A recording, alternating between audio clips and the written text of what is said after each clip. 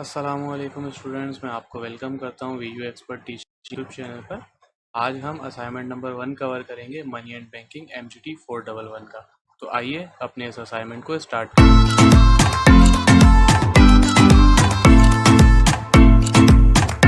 जी students, सबसे पहले हम देख लेते हैं कि हमें असाइनमेंट में किस तरीके का क्वेश्चन दिया गया है, उसके लर्निंग ऑब्जेक्टिव वगैरह क्या है। तो डायरेक्टली हम मूव करते हैं अपने असाइनमेंट क्वेश्चन की तरफ। An investment return can rise और fall depending on different factor. एक इन्वेस्टमेंट जो है वो बढ़ भी सकती है और कम भी हो सकती है। इस पर जो है वो डिपेंड करती है डिफरेंट फैक्टर के ऊपर। अज्यूम करें कि आप प्लान कर रहे हैं 1,000 रुपये जो है वो इन्वेस्ट करने का सोच रहे हैं स्टॉक मार्केट के अंदर, और आपको इस चीज़ के बारे में पता है कि इकोनॉमी जो है वो या तो बूम कर जाएगी, या तो गिर जाएगी, या तो फिर वो रिसेशन की तरफ भी जा सकती है। तो इन इकोनॉमिक कंडीशन को कंसिडर करते हुए आप जो है वो फॉलोइंग रिटर्न जो है वो एक्सपेक्ट कर रहे हैं। तो इकोनॉमिक कंडीशन अगर बूम करती है तो 30% रिटर्न मिलेगा और इसकी प्रोबेबिलिटी जो है वो 0.3% है। और अगर नॉर्मल ग्रोथ करती है तो 16% मिलेगा और इसकी प्रोबेबिलिटी जो है वो 0.6% है। और रिसेशन की अगर बात करें, अगर इन केस अगर इकोनॉमी में रिसेशन आता है तो -10% आपको लॉस होगा, जिसकी प्रोबेबिलिटी जो है वो 0.1% है। तो रिक्वायरमेंट हमें क्या दी गई है, हमें कैलकुलेट करना है percentage expected rate of return 1000 investment पे आने वाले साल के लिए। उसके बाद हमें कैलकुलेट करना है calculate expected value of ₹1000 investment. और उसके बाद हमें कैलकुलेट करना है calculate variance and standard deviation. Last पे हमें कैलकुलेट करने को कहा गया what will the risk premium if risk free premium is 6%। तो रिस्क फ्री प्रीमियम जो है वो हमें 6% दिया गया है। और हमें ये नोट दिया गया it is required to show calculation of each step along with formulas. यानी कि आपको ये असाइनमेंट डिटेल में करना है और एक एक स्टेप जो है वो आपको डिफाइन करना है। तो ये 10 मार्क्स का असाइनमेंट है और 23 मई 2023 जो है इसकी ड्यू डेट है। तो आइए बिना किसी वेट के हम अपने सोल्यूशन की जानिब मूव करते हैं। तो सबसे पहले जो हमें कैलकुलेट करने के लिए दिया गया है वो है expected rate of return. Expected rate of return का अगर आप फॉर्मूला देखें तो इसमें रिटर्न 1, कोई भी रिटर्न आपको दिया हुआ हो, रिटर्न 1 को हम मल्टीप्लाई कर देंगे प्रोबेबिलिटी 1 से, उसको प्लस कर देंगे रिटर्न 2 को मल्टीप्लाई कर देंगे प्रोबेबिलिटी 2 से, और उसको प्लस कर देंगे रिटर्न 3 एंड प्रोबेबिलिटी 3 से, और इसी तरीके से सो ऑन। अगर आपको डेटा दिया गया है तो ये फॉर्मूला चलता रहेगा। अब हमारे केस के अंदर रिटर्न 1 क्या होगा, बूम पीरियड का जो रिटर्न है यानी कि 30%, और प्रोबेबिलिटी 1 क्या होगी, जो बूम पीरियड की प्रोबेबिलिटी है। इसी तरीके से रिस्पेक्टिवली रिसेशन पीरियड और नॉर्मल ग्रोथ पीरियड, या पहले नॉर्मल ग्रोथ, सबसे पहले बूम पीरियड आएगा, उसी का रिटर्न उसी की प्रोबेबिलिटी, उसके बाद नॉर्मल ग्रोथ पीरियड, उसी का रिटर्न उसी की प्रोबेबिलिटी, उसी के बाद जो है थर्ड नंबर पे रिसेशन, थर्ड नंबर पे आएगा रिसेशन, उसी का रिटर्न और उसी की प्रोबेबिलिटी। तो सिंपल वैल्यू आप पुट करेंगे, जैसे बूम पीरियड में जो है वो 30% है, 30 को सिंपली आप डिवाइड कर देंगे 100 से, तो ये 0.3 आ जाएगा। यही स्टेप आप जो है वो 16% और -10% के लिए भी करेंगे। एक्सपेक्टेड रेट ऑफ रिटर्न निकालने के लिए आप सिंपली जो है ये वाली वैल्यूज़ पुट कर देंगे फॉर्मूले के अंदर, और 17.6% जो है वो आपका एक्सपेक्टेड रेट ऑफ रिटर्न जो है वो निकल के आ जाएगा। ठीक है, सेकंड नंबर पे हमें कैलकुलेट करने के लिए कहा गया है एक्सपेक्टेड वैल्यू। एक्सपेक्टेड वैल्यू का फॉर्मूला क्या है, expected value is equal to initial investment, उसमें हम प्लस करेंगे इनिशियल इन्वेस्टमेंट को मल्टीप्लाई कर देंगे एक्सपेक्टेड रेट ऑफ रिटर्न से। तो जो निकल के आएगा उसको हम प्लस कर देंगे इनिशियल इन्वेस्टमेंट में, तो हमारा एक्सपेक्टेड वैल्यू निकल के आ जाएगा। तो इनिशियल इन्वेस्टमेंट हमारी कितनी थी, जो कि हमें क्वेश्चन में दी गई है 1000 रुपीज़। तो यहाँ पे भी 1000 आएगा, यहाँ पे भी 1000 आएगा, और एक्सपेक्टेड रेट ऑफ रिटर्न 17.6% हमने अभी स्टेप 1 में कैलकुलेट किया, तो 17.6% आएगा।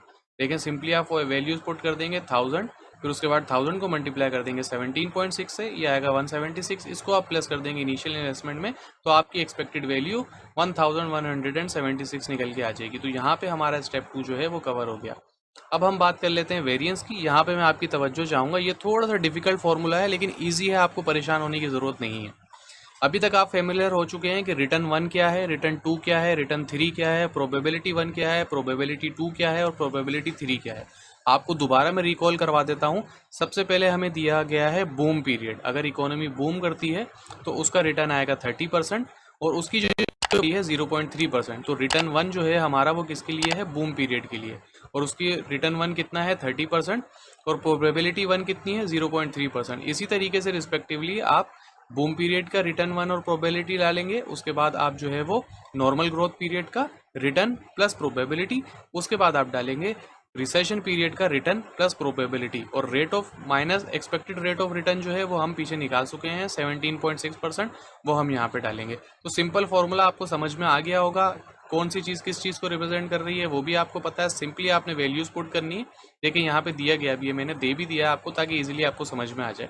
Return 1 is equal to 30%, divide करेंगे 100 से, कितना आ जाएगा 0.3, ये बूम पीरियड का है।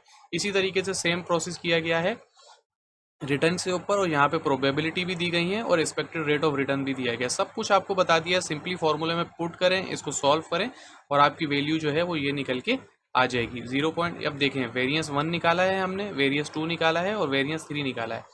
देखें फॉर्मूला क्या कह रहा था कि रिटर्न 1 को माइनस करें एक्सपेक्टेड रेट ऑफ रिटर्न से, तो जो वैल्यू निकल के आएगी उसका आप स्क्वायर ले लें।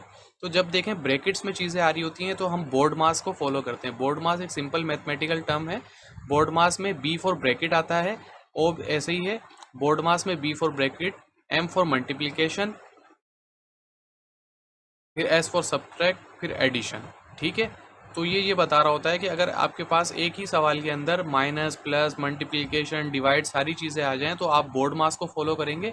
बोर्ड मास एक अल्फ़ाबेट है, जैसे कि B for bracket, M for multiply, S for subtract, A for addition, ठीक है, और डी फॉर डिवाइड। इस तरीके से आप जो है वो पूरा प्रोसेस करेंगे।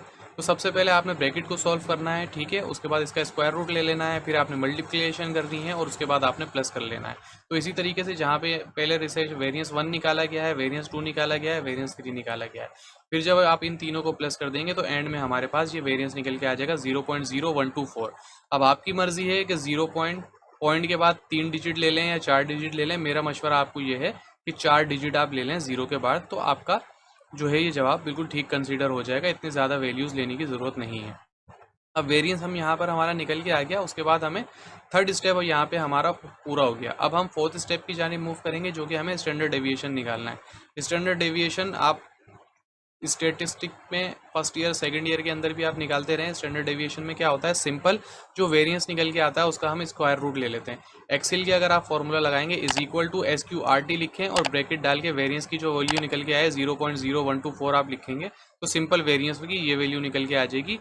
और 0 के बाद आप 3 डिजिट ले लें, 4 डिजिट ले लें, इट इनफ। आपका जो क्वेश्चन है, जो आंसर है वो सही कंसीडर किया जाएगा। इतने ज़्यादा नंबर लेने की ज़रूरत नहीं है। मैंने एक्सेल से सॉल्व किया है तो जो नंबर निकल के आए हैं वही मैंने पेस्ट कर दिए हैं यहाँ पे। तो आपकी मर्जी है, चाहे तो सारे नंबर पेस्ट कर दें, चाहे तो 3 नंबर पेस्ट कर दें, ठीक है। उसके बाद लास्ट में हमारे पास था रिस्क प्रीमियम। रिस्क प्रीमियम का फॉर्मूला क्या होता है, risk premium is equal to expected rate of return minus risk free rate. Risk free rate हमें क्वेश्चन में दिया गया था 6%। एक्सपेक्टेड रेट ऑफ रिटर्न हमने कैलकुलेट किया था, कोई रॉकेट साइंस नहीं है, सिंपल सी कैलकुलेशन है। 17.6% जो है वो हमारा एक्सपेक्टेड रेट ऑफ रिटर्न है, उसमें से आप माइनस कर दें 6%, ठीक है, तो आपका 11.6% जो है वो रिस्क प्रीमियम निकल के आ जाएगा।